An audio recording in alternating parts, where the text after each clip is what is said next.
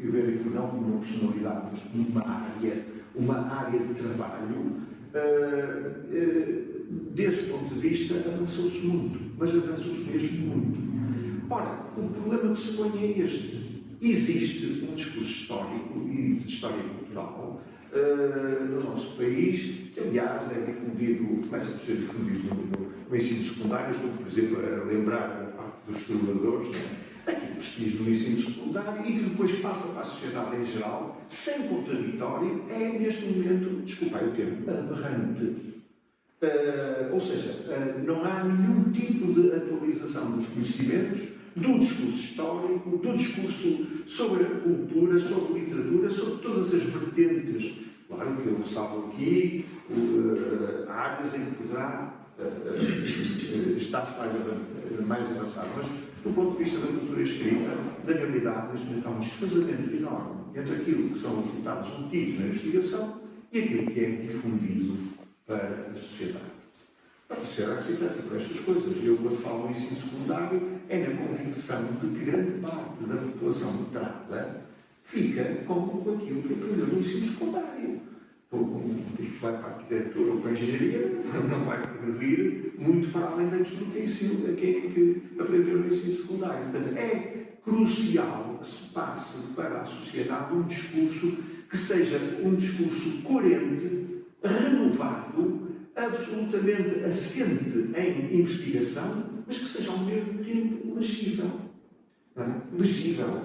Legível significa que não podemos estar a massacrar autenticamente as pessoas com artigos de revista, com notas de pé de página e notas de pé de página, misturando a investigação micrológica, por exemplo, na área filológica. Não podemos passar raciocínios filológicos para a grande massa das pessoas, porque ninguém lá vai. E então ficamos nesta situação. Aquilo que é, digamos, o conjunto dos saberes que a investigação conseguiu apurar está cada vez mais distante daquilo que é comumente conhecido. E é daí que nasce este livro. Nós, no projeto MEL, que se desenvolveu quase integralmente em Lamego, como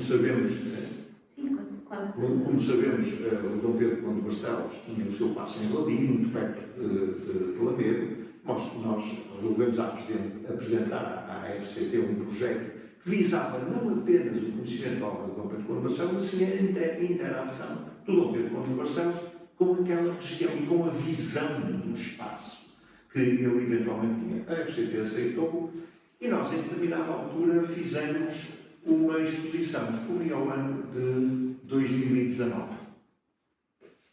Ano trágico, não por o que aconteceu aí em si, mas por o que veio a acontecer depois.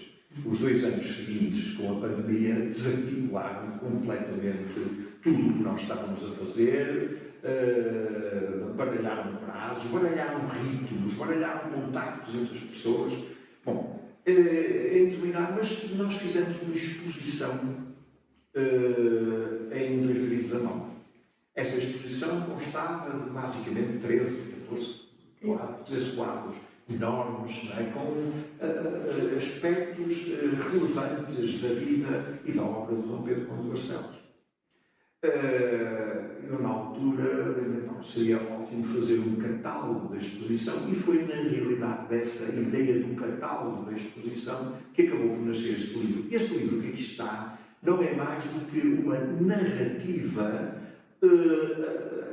digamos, englobando grande parte dos quadros que estavam nessa exposição, mas também acrescentando outros que não estariam lá. Se fosse um catálogo, teria 10 páginas. O livro tem 70 ou 80, portanto, alguma coisa se progrediu. Mas progrediu sempre neste sentido. No sentido de englobar a investigação mais recente num discurso que fosse global e coerente e que fosse acessível à maior parte das pessoas. Por exemplo, o livro não tem notas de pé de página.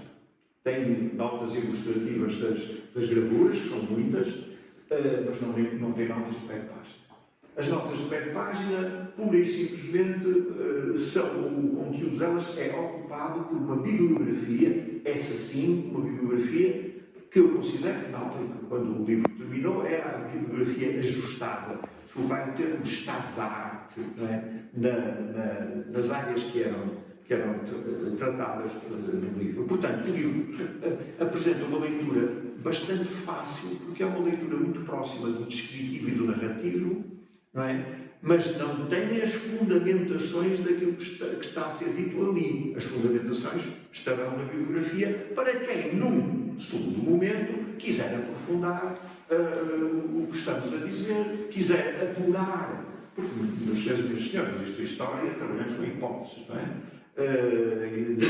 Por vezes as hipóteses têm mais elementos de corroboração, outras vezes têm menos, muitas vezes as hipóteses são alteradas pelo decurso da investigação, e eu chamo a atenção para o último livro do nosso grande mestre, o professor Jaime Matoso, a História Contemplativa, que naquelas 100 primeiras páginas mostra bem o que é, efetivamente, quais são as dificuldades da investigação, e uma história global, não é? A história política, não, a história global.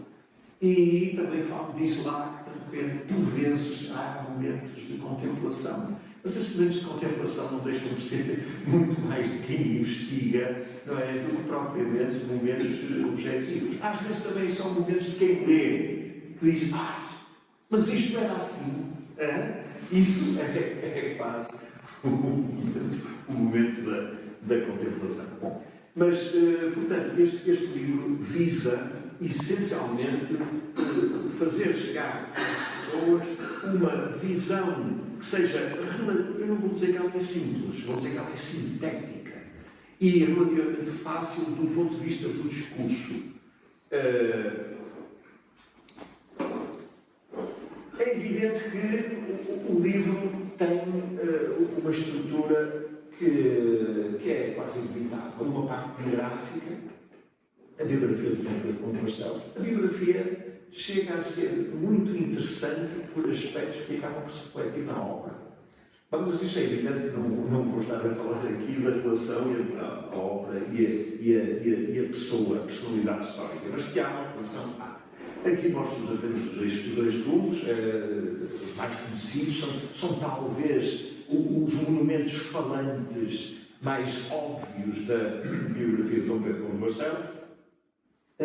Depois, também vos mostro aqui uma afirmação muito interessante que é feita por Dom Pedro Conde Barcelos e que talvez motive toda a sua obra. Ele está a falar em relação ao facto de ter recolhido textos do judeu, Vidal, judeu delas, mas o que ele diz que está a vermelho é que é o importante. Pelo que é bem que o bem que o homem faz, se não perca. Isto podemos quase colocar como elemento que articula toda a obra de Dom Pedro Conde Barcelos. Reter na memória, deixar que a memória, sobretudo a memória do bem, que não se perca. Atenção, porque eu também já expliquei aos meus alunos este ano, o Dom Pedro Conde Barcelos, e como suponho que ele irá referir, não se interessava apenas pelos exemplos positivos, ele interessava-se também pelos exemplos negativos. Os exemplos negativos ensinam, não é? E de modo que ambos estavam lá. Mas neste caso, digamos, pensar a memória como um bem é o elemento central que comanda a obra de Dom Pedro Conde Barcelos, que, na sua opinião, comanda este livro. Que é bem que o bem que o homem faz, São Mestre. A obra de Dom Pedro Conde Barcelos, que nós organizamos aqui, está claramente, digamos, a estrutura é basicamente esta do livro. Em primeiro lugar, o elemento biográfico. Em segundo lugar, o conjunto da obra na sua totalidade. E depois, em terceiro lugar, o desenvolvimento de alguns aspectos particulares da obra de Dom Pedro Conde Barcelos. Não é uma história, embora possa ter também uma estrutura mais ou menos cronológica. Nós decidimos, em relação a cada uma das partes da obra de Dom Pedro Conde Barcelos,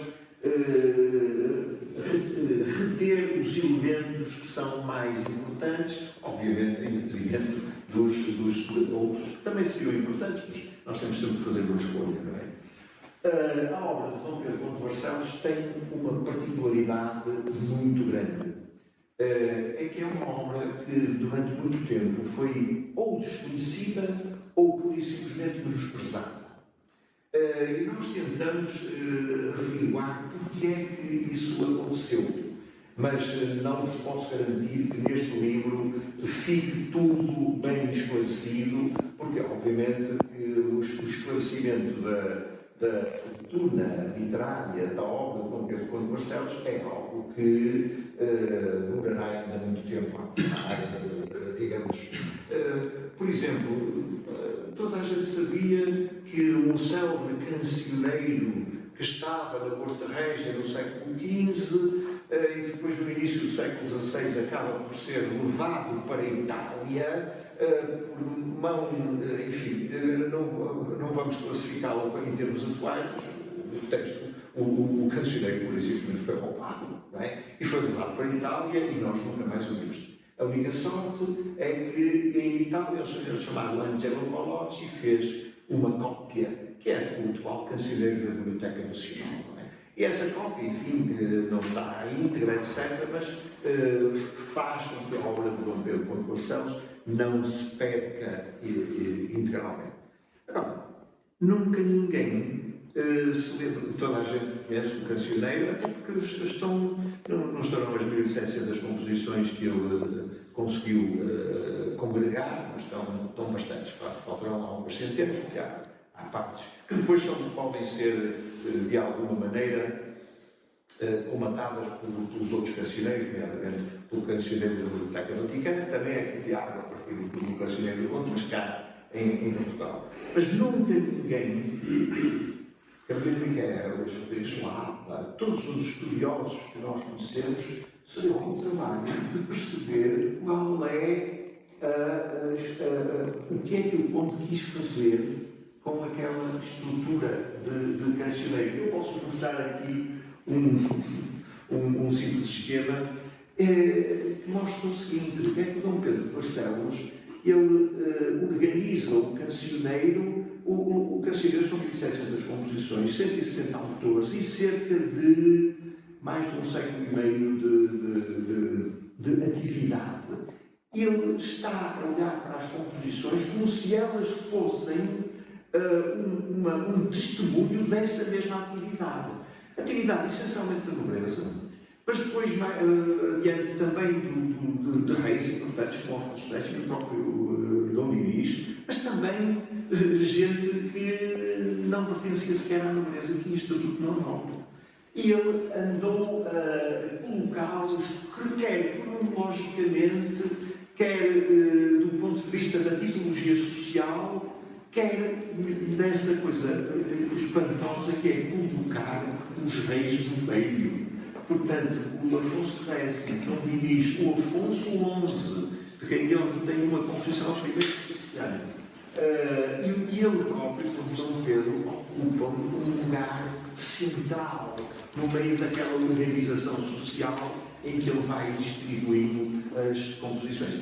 Distribuindo as composições, distribuindo os comentários, porque os comentários que ele aponha às composições, algumas delas, isso é mais típico na parte final do cancioneiro, são de um valor excepcional. E durante muito tempo, digamos, isso não se atribuiu à atividade de Dom Pedro Conde Barcelos, mas sim a alguém. Não é? Alguém. Eu não digo que o Conde Barcelos não tivesse fontes, ele tinha fontes, muitas, ele transmite-nos informações do século XII a que ele não podia ter acesso senão através de fontes escritas.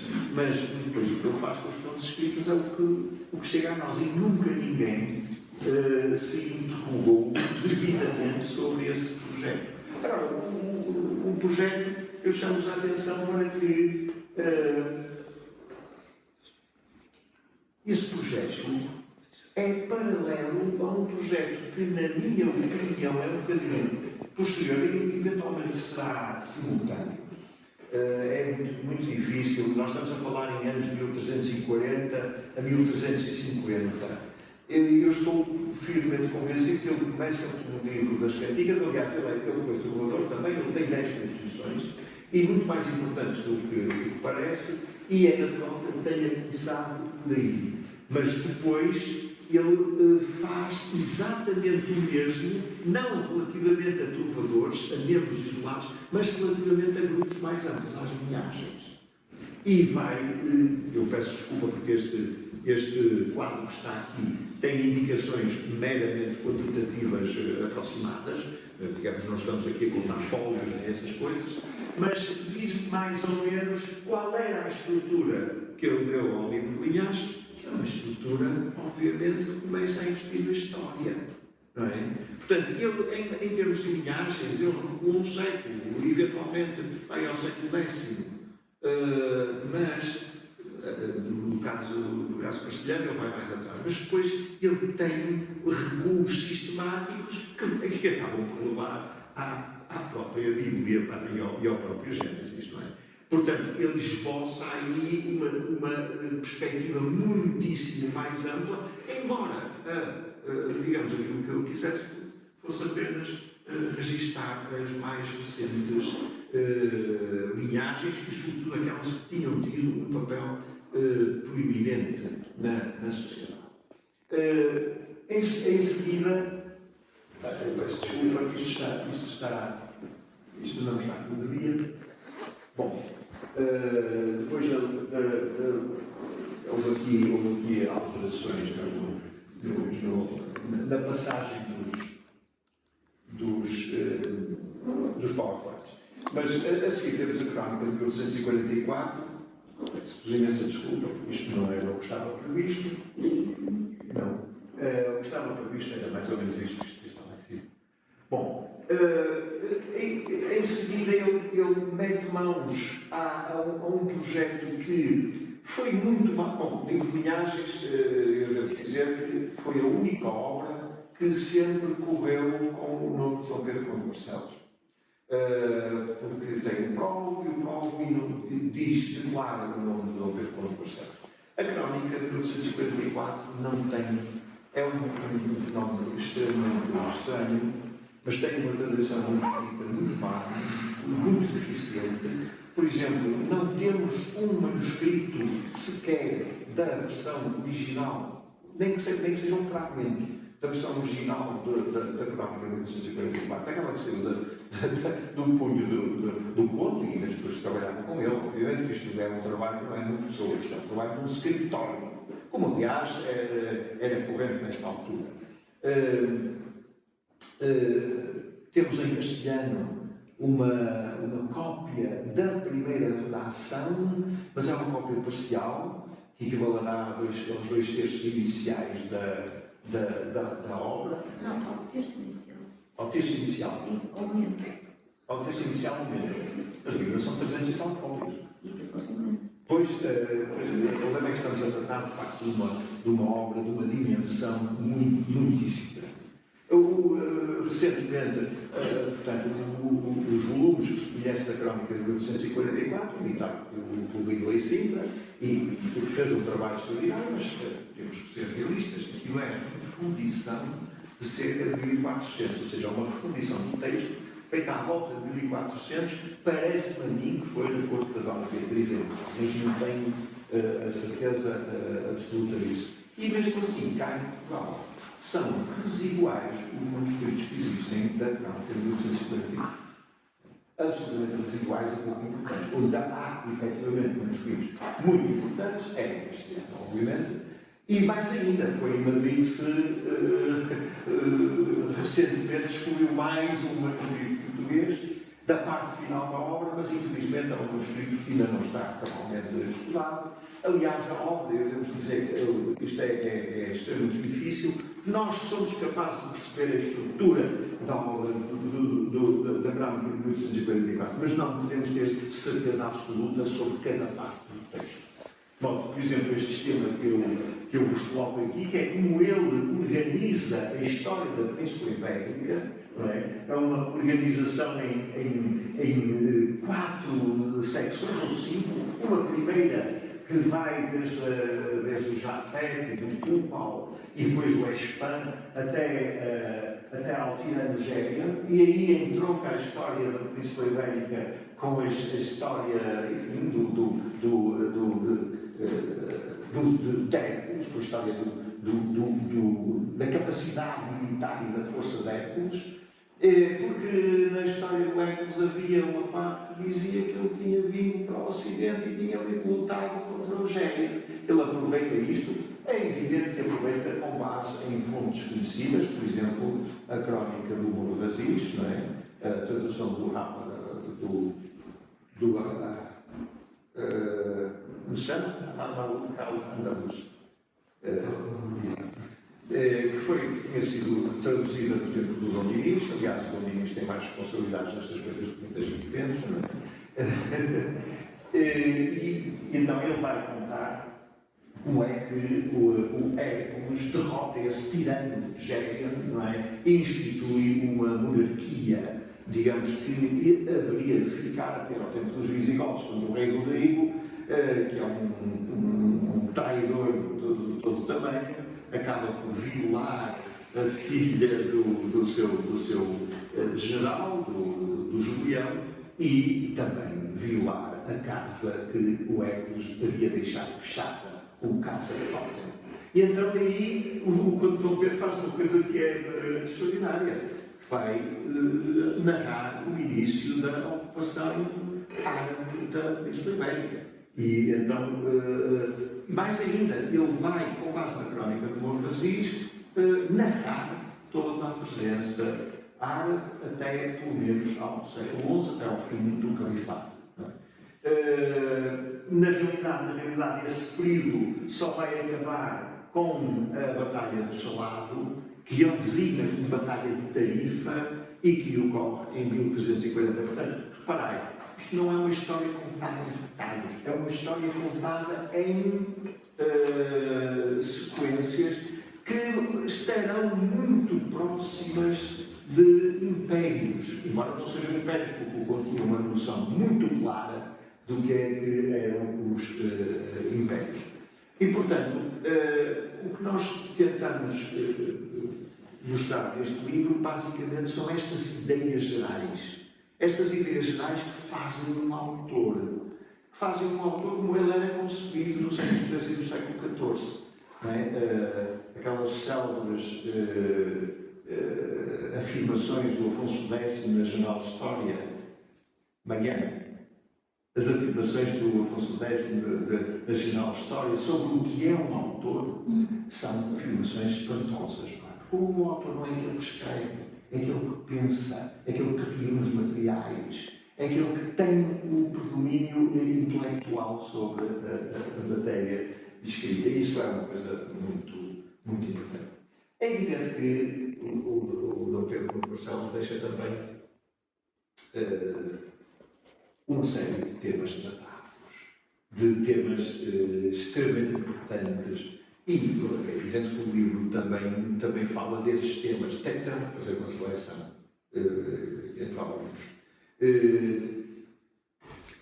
A Rosário vai falar também sobre outras coisas que seguramente não falo. Eu vou tentar gerir aqui o que é que este programa. Primeiro, antes disso, quero dizer que nós não falamos aqui do João, que é o destaque do livro. Peço desculpa. Boa tarde a todos, etc. Não disse nada pelo meio do discurso. Mas este livro não estaria aqui se não fosse o João Paulo Martins Ferreira, que foi o investigador contratado do Projeto Mel e que é em grande parte o autor do texto de base deste livro, porque nós íamos conversando, deste livro não, da exposição que deu origem a este livro. Nós íamos conversando, ele ia escrevendo texto, eu ia escrevendo texto, íamos combinando, e foi assim, num processo de muito dialogado que nasceram estes temas, sobretudo a parte da biografia é sobretudo do João, não é? Depois, o resto foi sendo dialogado e consensualizado, digamos assim. E, portanto, eu penso que é importante falar aqui do João, de todo o trabalho que ele teve com a exposição e que deu origem a este livro. Depois, antes de entrar nos temas propriamente, eu penso que é importante falar precisamente disso que o Zé Carlos esteve a falar há pouco, que é o Pedro de Barcelos como autor. A ideia que nos fica da investigação que se vinha fazendo sobre Pedro de Barcelos é que era o autor. Enfim, que não era o autor, era mais ou menos uma espécie assim, de compilador relativamente avulso dos conteúdos de três obras. Das Cantigas, o Livro das Linhagens e a Crónica de 1844. O que acontece, na verdade, é que quando nós começamos a ler os textos, vamos encontrando ecos de um texto nos outros, ecos estruturais ou ecos que têm a ver com as estruturas e, por vezes, versões diferentes, digamos assim, da mesma história, ou elementos, às vezes até discrepantes, que a mim quase que me dá a sensação de que esses elementos estão lá para nos chamar a atenção de que há aqui qualquer coisa que merece mais cuidado na interpretação do que aquela que pareceria à primeira vista. E este livro tem uma preocupação em mostrar de que maneira é que o Pedro Barcelos, através de uma gestão desses vários temas e da forma como eles se interpenetram nas várias obras, que aliás estou convencida que são redigidas simultaneamente. Nós conseguimos levar a Crónica de 1344, a escritura da Crónica de 1344 até a 1349 e a história em Livro de Linhagens até 1348. Portanto, era impossível eu não estar a redigir pelo menos as duas obras históricas ao mesmo tempo. E temos também indícios de que o mundo que ele tenta criar com as suas obras, eu estou mesmo convencida de que, pronto, convicções cada um tem as que quer, não é? Mas estou convencida de que ele projeta uma espécie de mundo, um mundo que não é nem prescritivo nem descritivo, é qualquer coisa no meio, porque ele não era. Vê-se que o livro é tudo menos impositivo e é tudo menos, como eu dizer, criador de fronteiras entre bons e maus, entre um mundo e outro mundo, mas por outro lado tem uma noção muito clara daquilo que para ele é o bem e que não é um bem que seja um bem, digamos, religioso, é sobretudo um bem ético. E esse aspecto ético acho que é um dos aspectos principais do pensamento de Pedro de Barcelos. Outra questão em que ele tem um pensamento muito original e muito fora do que se fazia naquele momento é a questão do tempo, da estrutura do tempo e da forma como ele vai contar a história. Porque, para começar, ele tem uma noção muito clara da interpretação do tempo e do espaço. Para ele, Portugal, e suponho que por algumas coisas que não poderei, não tenho tempo a dizer aqui, sobretudo o Lamego é uma espécie de centro do mundo, mas um mundo que que é muito grande e que é essencialmente o mundo que está representado aqui neste mapa, o mapa do Velho Mundo, um mapa que é de 1374, um judeu maiorquino, o Abraham Cresques, e portanto, já podes talvez pôr em mapa, eu acho que não sei se pode ver onde está. Obrigada. Peço desculpa de estar completamente fora. Ficou fora de ordem, mas em casa estava assim. Mas, portanto, este mapa, digamos que é o mundo em que Pedro de Barcelos se move, talvez aqui sim esta última parte da China, ele a isso não tem referência, mas todo o outro, até a Ásia, portanto, até, decidi que são 4 quadros, os 3 primeiros, penso que são bastante o mundo que ele reconhece como a matriz. E ele nesse mundo vai ser nesse mundo que ele vai situar a sua Crónica de 1844, que foi muito criticada, inclusivamente criticada, não sei se é criticada, mas descrita como uma obra desordenada, uma obra desorganizada, uma obra em que pouco passou do estado da compilação, porque ele farta-se de se repetir, há temas que são contados 3 e 4 vezes, e é verdade. É verdade que os temas são contados 3 e 4 vezes.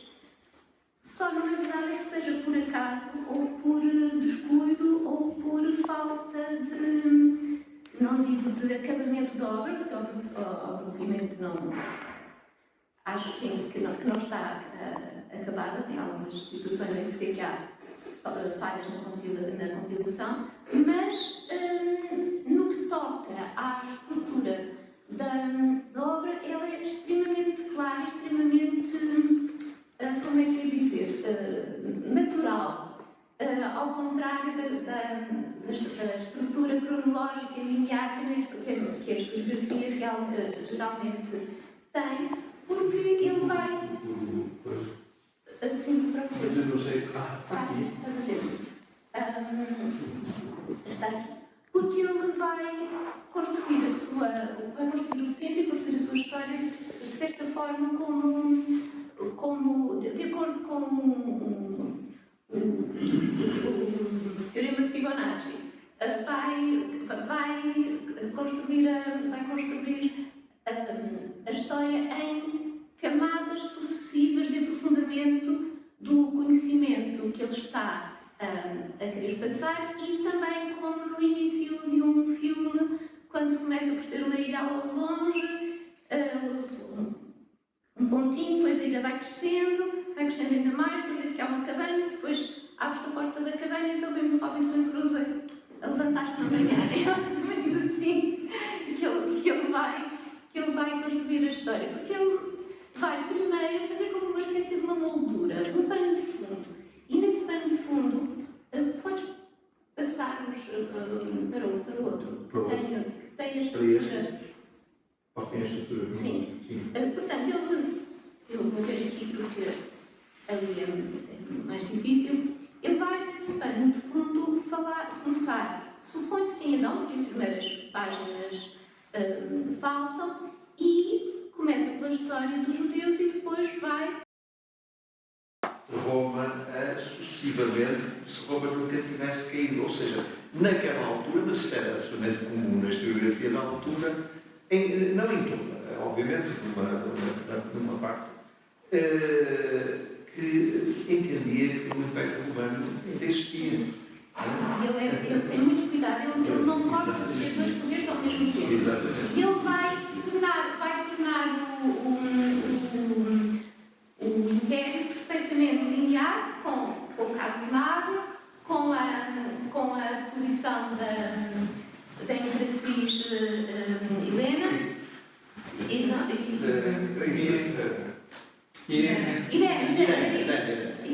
vamos chegar não. E, portanto, Obrigada. Resposta e o Carlos Magno toma, e na realidade toda a gente sabe que foi assim. Agora ninguém pensa, de um modo geral, ninguém assume que na realidade o Quarto Império está a continuar. Não és capaz de estar calado.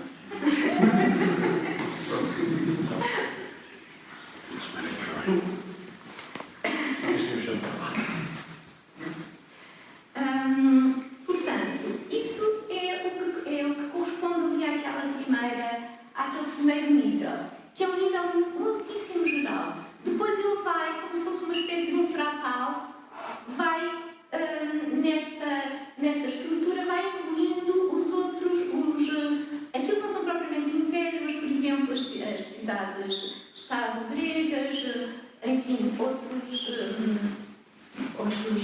aspectos, outros poderes mais secundários, digamos assim, e outra coisa que ele faz é arranjar sempre maneira de fazer a ligação entre um império e o outro. Não acaba um império e começa o outro, não. Ele arranja sempre maneira de arranjar um elemento de ligação e às vezes até falsear as contas para conseguir colocar todos os elementos em perfeita ordem. Ele não tinha grandes escrúpulos em dizer uma verdade maior, dizendo pequenas mentiras. Isso é uma coisa que se vê na crónica. Mentiras das quais ele estava perfeitamente consciente, porque ele, quando faz este tipo de alterações, ele vai, não as deixa só naquele sítio, ele vai construindo e fazendo as contas de novo, de maneira a que todo o aspecto, todo o fluir do tempo esteja muito certinho. A seguir, ele vai mudar de nível e vai para o segundo círculo daquela espiral que foi desenhada, diga-se de passagem, pela Mariana. E vai entrar então na história da Península Ibérica. Faltam aí, há uma lacuna, faltam com certeza muitos fólios. O Catalán dizia que seria 1 ou 2 fólios, mas era bastante mais, mas pelo menos uns 3 ou 4, ou 5. Se não fosse mais. Não, pois, não sabemos, mas ele, quando essa lacuna desaparece, não é? Quando se volta a entrar no texto, o que é que nós vemos? Vemos que estamos em plena ocupação, ou, enfim, período dos godos na Península. E o que é que acontece? Acontece que, nesse mesmo nível, nós vamos encontrar alguns detalhes que remetem para o texto, e um texto que estaria, logicamente, no mesmo nível, que é o texto que diz respeito já à Península individualizada, já cercada pelo resto dos impérios, e que dizem respeito, sobretudo, à personagem que devia ser a personagem central deste início, que seria Hércules. E todo aquele início da história peninsular de que o Zé Carlos falou há pouco. E aqui começa-se a notar, surge pela primeira vez um elemento, quase um dos elementos estruturantes do pensamento de Pedro de Barcelos. É que a Península fica a ser governada por Hércules, porque Hércules vem a correr a um pedido dos habitantes da Península, de forma que a Terra deixe de ser governada por um tirano. O tirano aqui era o gigante Gérena. Nós vamos ver que este motivo do tirano, da libertação da Terra e do governo da Terra pelos seres naturais, é um daqueles que se vai estender em muitíssimas, como num caleidoscópio, vai mudando de forma, mas é sempre a mesma questão do ponto de vista ideológico que nós vemos lá. Isto vai, depois falarei nisso. No terceiro, vamos ter depois o terceiro, portanto vamos seguir então a história da Península, ainda de uma forma bastante sumária, mas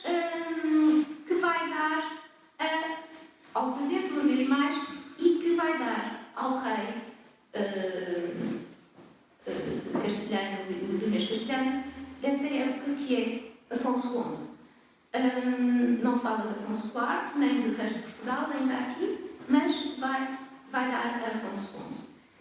E, portanto, de cada uma das vezes que ele recomeça a contar a história, repete tudo enfim, vai deixando algumas partes para trás. Primeiro é no início do mundo, aqui é no início da história peninsular, mas vem dar ao momento presente. Na parte seguinte, ele vai repetir a história, mas com outro ponto de partida. Vai começar no momento em que os godos entram na Península Ibérica. E a partir daí, nós vamos ter, então, a continuação da história do Hércules, ou seja, a história do Rodrigo, que já está neste segundo nível, e a história de Plágio e, mais uma vez, da eleição de uma personagem no rei, ou quer que o Plágio fosse, e vamos ter depois a continuação da história até à Batalha do Salado, ou Batalha de Tarifa, como ele sempre chamou, mais uma vez, o momento do presente e o ponto culminante da história. E a seguir, vamos entrar no quarto nível, e nesse nível vamos começar a Rainha Primeiro, ou seja, no momento, digamos, da saudação da Reconquista, e vamos seguir, eu não disse há pouco, mas entre Rodrigo e Plágio temos os reis de Al-Andalus, portanto, digamos, que é a parte mais detalhada do terceiro nível. Se calhar agora podemos pôr a espiral de novo. Portanto, naquele terceiro nível, que é de godos a Tarifa, nós vamos ter entre o rei Rodrigo e Plágio contada a história dos reis de Al-Andalus. Voltando ao quarto nível, vamos ter o texto a começar em Ramiro I, agora já com fontes alfonsinas. As outras fontes eram fontes diversas, historiograficamente menos perfeitas, digamos assim, e vamos ter, tal como é costume na historiografia alfonsina, seja como for, o reinado dos vários reinos peninsulares a ser intercalado no momento em que eles têm início. O reinado de Portugal, o reino de Portugal vem contado no reinado de Afonso VII, depois segue-se de novo em frente com a continuação da história castelhana e vamos parar Afonso IV e a Batalha de Tarifa. Portanto, tudo isto cria uma espécie de uma versão da história em vórtice, em que tudo converge num momento que para Pedro de Barcelos é claramente um momento importante. Eu julgo que não é o fim do mundo, mas eu penso que há uma noção para Pedro de Barcelos que aquilo é um fim de um mundo, é o fim do seu próprio mundo e daquele mundo que ele tenta aqui fixar e fazer recordar. E, mais uma vez, para que o bem que se faz não se perca, não é? Bem e às vezes algum mal. Mas, portanto, a noção desta forma de encarar o mundo é bastante importante para o entendimento do pensamento do Pedro de Barcelos e para a valorização desse pensamento como algo estruturado, que dentro dessa estrutura vai incluir vários valores que, curiosamente, se estão a tornar, eu julgo que não estou a ser anacrónica, mas nós nunca nos podemos impedir de impor o nosso pensamento a tudo aquilo em que pensamos, de alguma forma. Seja como for, eu penso que não estou a ser anacrónica se disser que alguns dos valores que Pedro de Barcelos apresenta e defende são valores que estão, se calhar, mais próximos de nós, agora no século XXI e nos finais do século XX, do que estiveram durante a quantidade de séculos intermédios que a humanidade viveu. Isto porquê? Porque, além dessa noção do direito dos povos a serem governados por alguém que eles aceitam e, em caso de crise, por eles escolhido, temos uma noção de universalismo muitíssimo evidente, não só na estrutura da crónica, também na estrutura do livro de linhagens, que, enfim, aí assim o universalismo não é bem universalismo, acaba por ser mais uma noção conjunta da Península Ibérica, embora temporalmente seja muito claro que começa com a linhagem dos homens, que começa em Adão, enfim, com toda essa questão. O valor também da amizade, das obrigações que se têm para com os outros com quem convivemos, e de que a amizade mais estruturada e mais forte é a amizade que é natural, foi instituída por Deus, que é a amizade de sangue, é também um elemento que está lá, mas segundo ele não é só essa amizade também que importa, essa é mais forte, mas cumpre sempre ao ser humano ter essa amizade relativamente àqueles com quem convive. E depois uma noção que está hoje em dia extremamente valorizada, e que é a noção do valor da multiculturalidade e do valor da interpenetração das culturas que ele vai na Península Ibérica fazer exemplificar ao longo de toda a sua obra, com esta noção de inclusividade de todos os povos e todas as culturas que vão, a cada momento e ao longo do tempo, vivendo no espaço peninsular. Daí me parece tão importante a inclusão da crónica do Mouro Rassis no âmago da própria crónica de 1344. Mas dizia eu há pouco, e foi por aí que eu comecei esta questão, falando de Tarifa. Tarifa não era o fim do mundo, mas era o fim do mundo em que ele conhecia, do mundo que ele conhecia, e daí se calhar, de certa forma, ele também imaginava, que era um mundo em que a guerra era uma guerra política, era uma guerra de recuperação da terra. A Batalha do Salado já não é isso. A Batalha de Tarifa já é o fim desse período de tolerância e de convivência. Claro que eu estou a falar de uma forma demasiado simples na questão, mas é algo que nós podemos ver se compararmos o relato da Batalha do Salado feito por Pedro de Barcelos, em que os inimigos, já venho no livro das linhagens, em que há uma espécie de espelho, mas não como nos João de Rolando, espelho negativo, tudo o que é branco no mundo dos cristãos é negro no mundo dos mouros. Aqui são as próprias atitudes, os próprios valores, os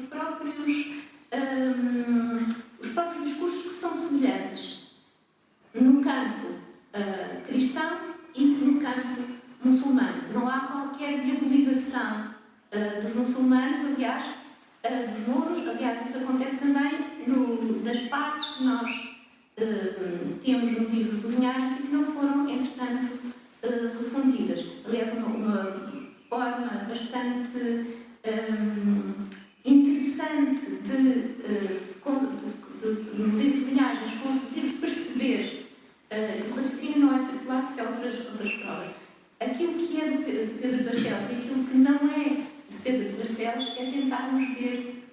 são as linhas opositivas? Um texto que oponha de forma demasiado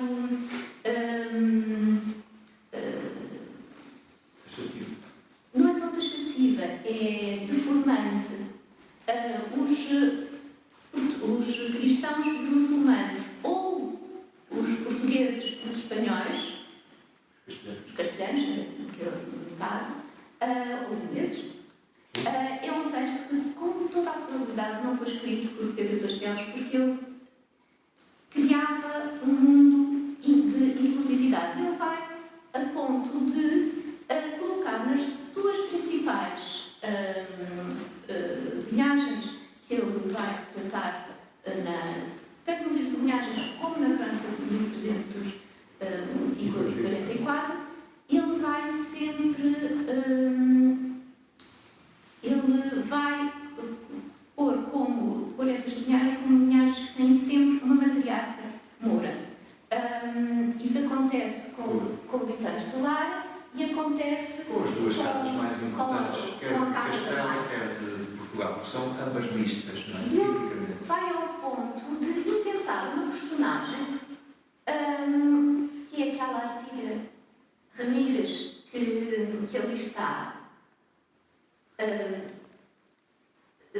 Aquela Artiga Ramírez que ali está, que ele vai casar com o patriarca da linhagem de Lara, criando assim uma ligação entre estas duas casas, que é uma vez mais uma ligação devida a uma mulher que une os cristãos e os muçulmanos. E o facto de serem estas as linhagens onde nós encontramos esses inícios mistos é, penso eu, também fundamental para nós percebermos a maneira como Pedro Barcelos entendia a coexistência de mouros e de cristãos na Península e para percebermos porque é que ele, com o seu lado, considera que de alguma forma o mundo dele, o mundo cuja recordação ele quer deixar, acabou. E portanto, se calhar já estou a falar há muito tempo. Sim. Portanto, acho que para os pequenos, para a forma como estes elementos se agregam todos, estão aqui os vários episódios. E uma coisa que eu acho engraçada nestes episódios é que eles são ilustrados. Nós pusemos no livro algumas citações de Pedro de Barcelos. Sim, o livro tem uma série de citações bem escolhidas, etc., que são de um acesso relativamente fácil, vamos dizer que será são fácil. citações com 4, 5 livros, não tem mais. Mas o que é curioso é que há histórias em que nós temos citações, e há pontos em que nós temos citações, tanto do livro de linhagem, quanto da Crónica de 1344, porque as coisas são tratadas, e de facto, para nós termos uma visão da forma como ele entende os problemas, precisamos de ler de um lado e de ler do outro. Aliás, deixa-me só dizer uma coisa para terminar. Durante muito tempo, atenção, houve dúvidas sobre se o Conde de Barcelos seria o autor da Crónica de 1844. Isso, em princípio, só foi decidido pela edição do Luís Filipe de Lima em Sintra, depois de uma investigação tremenda levada a cabo junto do Ramon Menendez Vidal em 1950. E mesmo assim, toda a gente ficou convencida. Mas, ultimamente, o que é que nós temos encontrado? É um conjunto de elementos, quer no cancioneiro, quer na crónica, quer no livro de linhagens, que são assinaturas intertextuais. Por exemplo, as referências à Batalha de Tarifa, só o Dom Pedro Conde de Barcelos é que usa o termo Batalha de Tarifa. Elas estão disseminadas por todas as obras. Bom, e há um conjunto, e mais ainda, grande parte das narrativas que depois poderão até ler aqui no livrinho, tem exemplificações na crónica e também no livro de linhagem, que eles se complementam. Portanto, esses elementos são muito importantes, dão-nos segurança. Estamos a tratar e atenção, só abrimos um bocadinho da porta, mas estamos a tratar com um vulto intelectual do século XIV que é de uma dimensão extraordinária. Ele era reconhecido assim, curiosamente. Ele foi muito mais conhecido fora de Portugal do que em Portugal. É uma coisa verdadeiramente espantosa. Isto é verdade. Não é apenas o problema da obra, que não sei qual, o livro de Linhagens tem grande parte dos exemplos da tradição manuscrita em português. Mas a crónica não, o cancioneiro desapareceu, etc. Atenção, faço aqui uma advertência. É possível que haja mais obras do Dom Pedro Conde de Barcelos. Porque ele tem referências que não estão ainda estudadas. Isso não é apenas a minha opinião, é a opinião de mais pessoas. Provavelmente a investigação irá continuar, espero eu, e talvez se venha a tirar, não é, dados sobre o pensamento de Dom Pedro de Barcelos, que são muito importantes. E, sobretudo, aquela coisa que só aparece no prólogo do livro de Linhagens, que é a aliança entre Moisés e Aristóteles. Pois é.